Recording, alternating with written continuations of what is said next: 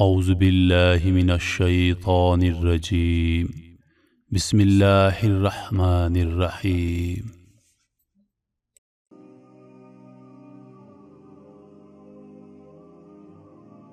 السلام علیکم میرے دوستوں، میری بہنوں اور روہیل وائس کے ساتھیوں۔ میں ہوں روہیل خان اور آپ دیکھ رہے ہیں روہیل وائس چینل۔ میرے محترم عزیزو، بصرہ میں ایک انتہائی حسین و جمیل عورت رہا کرتی تھی۔ لوگ اسے شوانہ کے نام سے جانتے تھے۔ ظاہری حسن و جمال کے ساتھ ساتھ اس کی آواز بھی بہت خوبصورت تھی۔ اپنی خوبصورت آواز کی وجہ سے وہ گائیکی اور نوحہ گری میں مشہور تھی۔ بصرہ شہر میں خوشی اور غمی کی کوئی مجلس اس کے بغیر ادھوری تصور کی جاتی تھی۔ یہی وجہ تھی کہ اس کے پاس بہت سا مال و دولت جمع ہو گیا تھا۔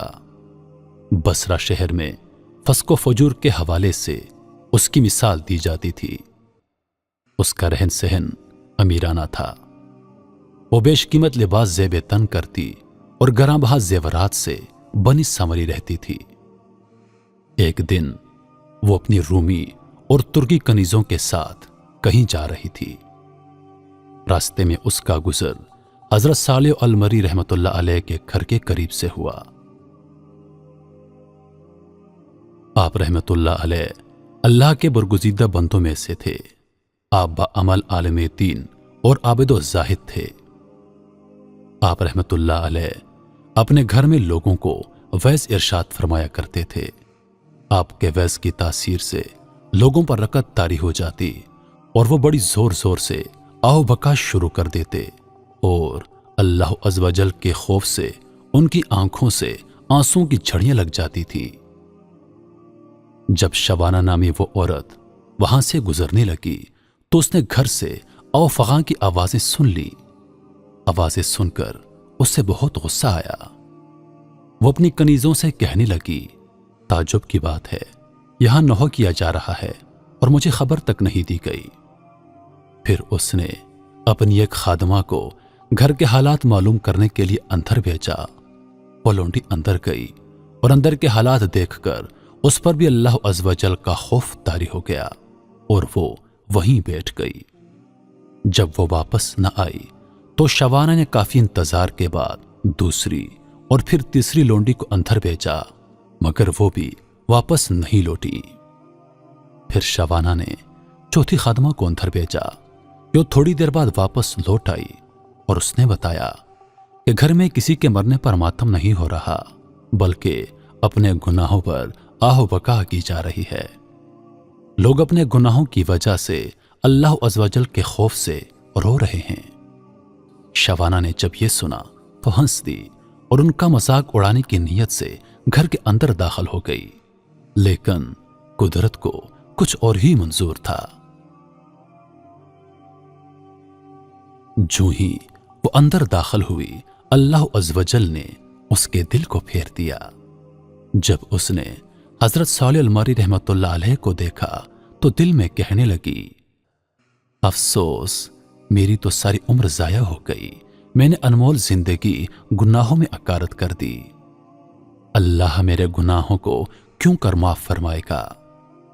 انہی خیالات سے پریشان ہو کر اس نے حضرت صالح المری رحمۃ اللہ علیہ سے پوچھا، اے امام المسلمین، کیا اللہ عز و جل نافرمانوں اور سرکشوں کے گناہ بھی معاف فرما دیتا ہے؟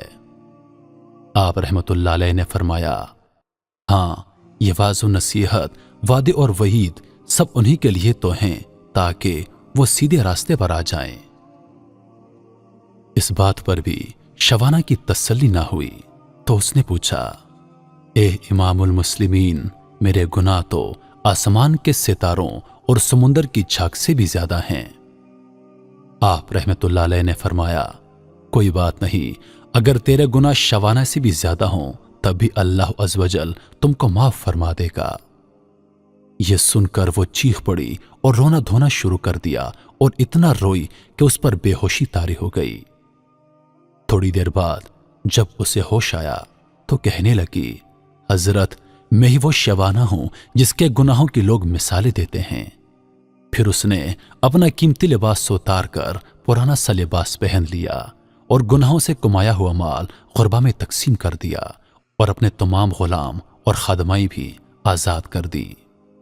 پھر اپنے گھر میں قید ہو کر رہ گئی۔ اس کے بعد وہ شب و روز اللہ عز و جل کی عبادت میں مصروف رہتی اور اپنے گناہوں پر روتی رہتی اور ان کی معافی مانگتی رہتی۔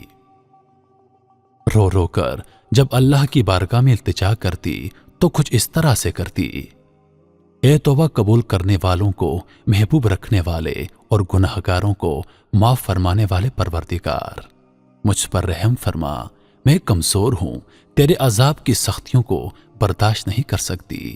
اے اللہ، تو مجھے اپنے عذاب سے بچا لے اور مجھے اپنی زیارت سے مشرف فرما۔ شبانہ نے اسی حالت میں 40 سال زندگی بسر کی اور انتقال کر گئی۔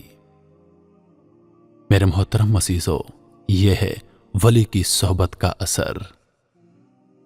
اس لیے میرے عزیزو، جتنا ممکن ہو نیک لوگوں کی محفل میں اور نیک لوگوں کی صحبت میں بیٹھنا اپنی زندگی کا معمول بنا لیجئے۔ میں امید کرتا ہوں کہ ویڈیو آپ لوگوں کو پسند آئی ہوگی۔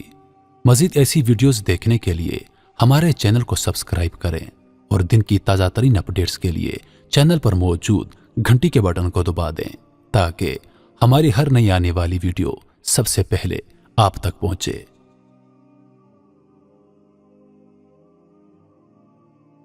اپنی دعاؤں میں یاد رکھیے گا، زندگی رہی تو اگلی بار ایک اور ویڈیو لے کر آپ کی خدمت میں حاضر ہوں گا۔